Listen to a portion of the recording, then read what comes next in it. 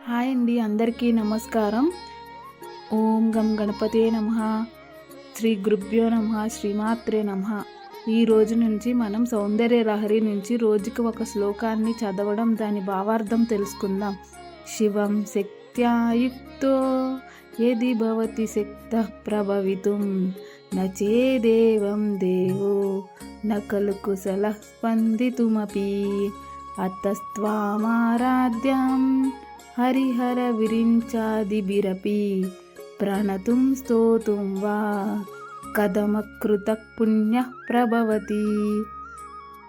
ఈ శ్లోకానికి భావార్థం: ఈ శ్లోకంలో ఆదిశంకరాచార్యులు శ్రీ పరాశక్తి యొక్క మహత్వాన్ని వివరించారు. పరమశివుడు తనలో శక్తి కలిసినప్పుడు మాత్రమే సృష్టి స్థితి లయ కార్యాలను నిర్వహించగలుగుతాడు.